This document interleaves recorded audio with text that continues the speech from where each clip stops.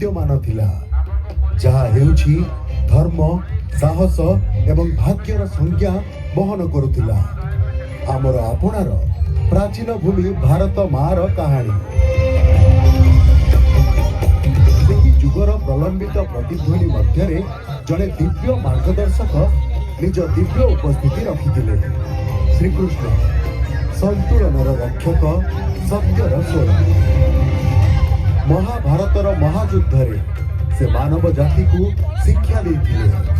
जीवन निजे एक युद्ध अंधार एवं आलोक मध्यरे कर्तव्य एवं इच्छा मध्यरे।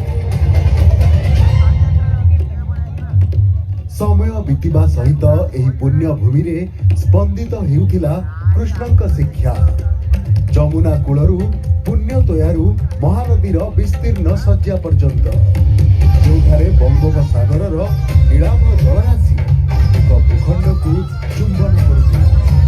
जोठी साहस करुणा सहित फेंटी होई रहिथिला एवं जोठी यात्रा केवल समुद्रर ढेउ चिरी नुहे बरं एक वैभवपूर्ण समयर सूत्रपात करिथिला। से महान भूखंड को कलिंग कुहा जाउथिला। योद्धा एवं साधव मानकर गर्वित भूमि। एहार अधिवासी समुद्र मध्यरे बोईत मिलाई यात्रा करुथिले। विजय पाई नुहे बरं संपर्कर डोरी जोड़िबाकू। तथापि कलिंगर निर्मल जल सबुबेले शांति बहन करी नाही। सम्राट अशोकंकर पराक्रमी शक्तिर विजय एहार नदीर जल को रक्त रंजित करिथिला। तथापि एही माटीरे सम्राट अशोक शक्ति उपरे शांति और विजय उपरे करुणा देखिथिले, अनुभव करिथिले। युद्धर पाउस गदारू शांतिर वार्ता बौद्धवादर आलोक उदित होइथिला। विजयर बाना उड़ाउथिबा सम्राट अशोक परिशेष रे भगवान बुद्धंक पथ ग्रहण कले। चंडाशोक हेले धर्माशोक। युद्ध भूमिर भेरी शब्द परिवर्तित होइथिला धर्मर मृदु शांत स्निग्ध उच्चारण रे। अस्त्र शस्त्रर विकटाल शब्द बदल रे सुबिला सत्य दया धर्मर स्वर। एक नूतन विजयर प्रारंभ होइथिला भूमिर नुहे हृदय। समयर चक गड़िबा सह कलिंग प्रसिद्ध गंग राजवंश अधीन एहार सुवर्ण जुगरे प्रवेश करे। गंगारू गोदावरी जाए राजत्व करुथिबा महान अनंत वर्मन चोड़गंग देवंक काल रे एहा शीर्ष को छुई पारिथिला। तांकर प्रचंड भक्ति और आत्मार प्रतिवेदन स्वाक्षर पुरीर महान जगन्नाथ मंदिर निर्मित होइथिला। एकता विश्वास एवं दिव्य कारीगरीर प्रतीक जहाँ ओडिशार स्पंदन और स्वाभिमान भाव आज भी ठिया होइछि। चोड़गंग देव निज राजधानी कटकरू राजकार्य संपादन करुथिले जहाँ आजिर आधुनिक कटक महानगर भावरे परिचित।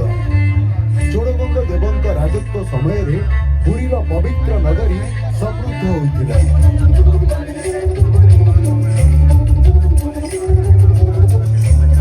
विशाल जगन्नाथ मंदिर निर्माण आध्यात्मिक केंद्र पलटिथिला। विश्वास और आस्थार सर्वोत्तम प्रतीक साजिथिला पवित्र रथ यात्रा। एशिया तथा विश्वर सर्वबृहत उत्सव मध्यरु अन्यतम जोठी चतुर्धा मूर्ति निजे दिव्य रथरे आसीन होई पथरे विजे करंती। पथरे रथ गड़ी चले। मणिमांक दिव्य डाकरे कलिंगर हृदय विराजमान करे। एठी ठाकुर दूरे न थांती लोकों भितरे लोकों सह मिसी आगको चलती। रथरे बसी न थाए किछि प्रतिबंधक न थाए कटकणा थाए केवल विश्वास और विश्वास। एही विश्वासरू एक भाषा एक जनमानस एक संस्कृति निजर स्वर सह सत्ता पाइला। एक आभिजात्यपूर्ण संस्कृति जहाँ प्रतिबंधक को भांगी पारिथिला। समस्त को भाईचारा एवं आत्मीयतार रज्जुरे बांधी पारिथिला।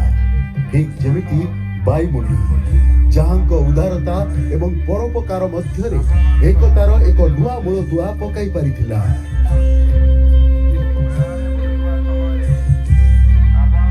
ଯେତେବେଳେ ଢୋଲର ତାଳେ ତାଳେ ଚାନ୍ଦି ମେଢ ଆଗକୁ ଆଗକୁ ବଢୁଥାଏ, ନିର୍ମଳ ଆକାଶରେ ପବିତ୍ର ଇଦର ଚନ୍ଦ୍ର ଦୃଶ୍ୟମାନ ହୁଏ, ସେତେବେଳେ କଟକର ଭାଇଚାରା ଭାବନା ଶୀର୍ଷରେ ପହଞ୍ଚିଥାଏ। ଭକ୍ତି ଏବଂ ଏକତାର ରଙ୍ଗରେ ଭେଟି ହୋଇଥାଏ ସାରା ମହାନଗରୀ। ଏସବୁ କେବଳ ମାତ୍ର ଏକ ପର୍ବ ନୁହେଁ, ଏହା ହେଉଛି ଏକ ଭାବନା ଯେଉଁଠି ପରିବାର ଏକ ହୁଏ, ବନ୍ଧୁମାନେ ମସଗୁଲ ହୁଅନ୍ତି ଖୁସି ଗପରେ, ଆଉ ଅପରିଚିତ ମୁହଁରେ ଖେଳିଯାଏ ଭାଇ ପରି ହସର ଧାର। ଖାଦ୍ୟ ବିନା କଣ କେବେ କୌଣସି ଉତ୍ସବ କଳ୍ପନା କରାଯାଇ ପାରିବ? ଦେହ ଆଉ ମନକୁ ଶୀତଳ କରୁଥିବା ପଖାଳ ଠାରୁ ଆରମ୍ଭ କରି କଟକର ନିଜସ୍ୱ ପରିଚୟ ଦହିବରାର ଆତ୍ମାକୁ ତୃପ୍ତି ଦେଉଥିବା ସ୍ୱାଦ, ଓଡ଼ିଶା ଗର୍ବର ପ୍ରତୀକ ମିଠା, ଯାହାକି ପ୍ରଥମେ ଜଗନ୍ନାଥ ମହାପ୍ରଭୁଙ୍କୁ ଅର୍ପଣ କରାଯାଏ, ସେହି ରସଗୋଲା ପର୍ଯ୍ୟନ୍ତ ପ୍ରତ୍ୟେକଟିରେ ଥାଏ ସରଳତା, ଉଷ୍ମତା ଏବଂ ଆନନ୍ଦର କାହାଣୀ। ଆମ ଐତିହ୍ୟକୁ ଆକାର ଦେଉଥିବା ହାତ ଗୁଡ଼ିକୁ ଦେଖନ୍ତୁ, ରୂପାକୁ ପାତରେ ପରିଣତ କରୁଥିବା ସ୍ୱପ୍ନକୁ ଭକ୍ତିର ସହ ଗଢୁଥିବା ଏହି ଆମର ଅନନ୍ୟ କଟକର ସମ୍ମାନନୀୟ କାରିଗର ମାନେ। ପ୍ରାଚୀନ ରାଜଧାନୀରେ ଏହି କଳା ଏବଂ ସଂସ୍କୃତି ସୃଜନଶୀଳତା ପ୍ରସ୍ଫୁଟିତ ହୋଇଥିଲା। ଏଠିକାର ବିଶ୍ୱ ପ୍ରସିଦ୍ଧ ରୂପା ତାରକସୀର ଯାଦୁ ଆମ ଗର୍ବ ଭାବରେ ଝଲସି ଉଠୁଛି। ଏମିତି ଏକ ନରମ କାରିଗରୀ ଯାହା ହୃଦୟକୁ ସ୍ନିଗ୍ଧତାର ସ୍ପର୍ଶ, ମନକୁ ଦିଏ ଅସୁମାରୀ ଆନନ୍ଦ।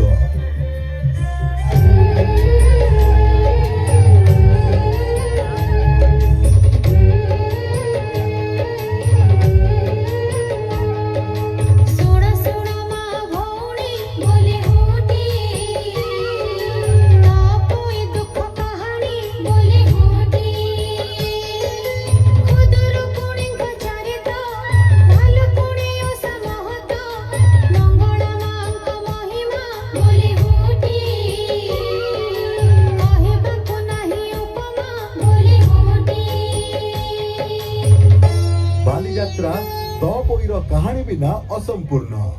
ଏମିତି ଏକ କାହାଣୀ ଯାହା କଳିଙ୍ଗର କୂଳକୁ ସ୍ପର୍ଶ କରୁଥିବା ପ୍ରତିଟି ଢେଉରେ ଲେସି ହେଇ ରହିଛି, ପ୍ରତିଟି ତରଙ୍ଗରେ ତରଙ୍ଗାୟିତ ହେଉଛି ବିଶ୍ୱାସ, ଧୈର୍ଯ୍ୟ ଏବଂ ନ୍ୟାୟର ଅପାସରା କାହାଣୀ। ଆଜି ବି ତପୋଇର ଉପସ୍ଥିତି ପ୍ରତ୍ୟେକଟି ଧୂଳିକଣାରେ ଅନୁଭୂତ। କଳିଙ୍ଗର ସାଧବ ଅଦମ୍ୟ ସାହସ ପରିଚୟ ଦେଇ ସେମାନଙ୍କର ବୋଇତକୁ ସାତ ଦରିଆ ପାରିକୁ ନେଇ ଯାଉଥିଲା। ନଥିଲା କୌଣସି ଆଧୁନିକ ଯନ୍ତ୍ରପାତି। ନକ୍ଷତ୍ର ଚଳନକୁ ଆଧାର କରି ଏବଂ ନିଜ ଆତ୍ମବିଶ୍ୱାସ ବଳରେ ସେମାନେ ଯାତ୍ରା କରୁଥିଲେ, ଦେଶ ଜୟ କରିବା ଉଦ୍ଦେଶ୍ୟରେ ନୁହେଁ, ବରଂ ଅନ୍ୟ ସହ ଯୋଡ଼ି ହେବା ପାଇଁ, ବାଣିଜ୍ୟର ପସରା ମେଲାଇବା ପାଇଁ, ଅନ୍ୟ ଦେଶଗୁଡ଼ିକ ସହ ବିଶ୍ୱାସ ଓ ପରମ୍ପରା ମାଧ୍ୟମରେ ବାନ୍ଧି ହେଇ ରହିବା ପାଇଁ।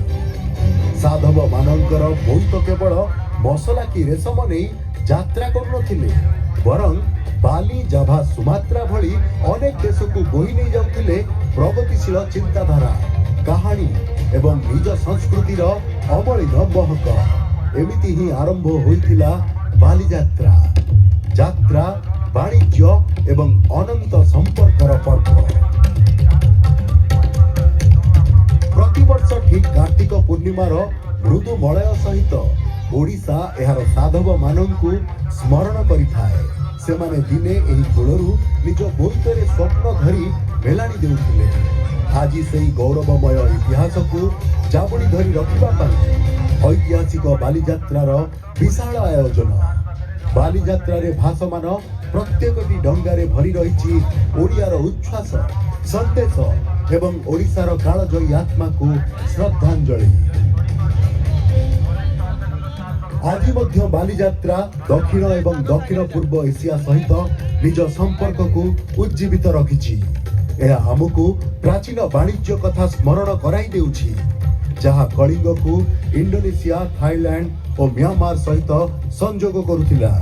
ଆଜିର ଏହି ଆଧୁନିକ ବିଶ୍ୱରେ ବାଲିଯାତ୍ରା पर्यटन कला वाणिज्य एवं आपस बुझामणार आदान प्रदान को प्रेरणा देउछि।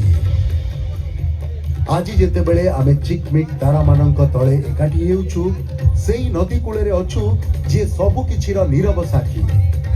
सेतेबेले आमे हमर अतीत को मने पकाउछु, वर्तमान को उल्लास रे पालन करूछु आ भविष्यत को सुंदर करी गढ़ी तोलिबार शपथ नेउछु। यह केवल एक उत्सव नुहे, ए कहानी आमर कलिंग ओडिशा को परिवर्तनर कहानी, एक विश्वासर संस्कृति को परिवर्तनर कहानी, लोक मानक एक हेबार कहानी। ए कहानी कूल को छुथिबा प्रतिटी तरंगर कहानी, पवनर प्रतिटी संगीतर कहानी, बालीजात्रा अंतरात्मार कहानी जहा अमलिन अपासरा। श्रीकृष्ण ठारू श्री जगन्नाथ, कलिंगरू कटक, समयर गति रे एक कहानीर जन्म। आउ आजी पुणी थरे आमे सेही यात्रार साजिछु अंश विशेष।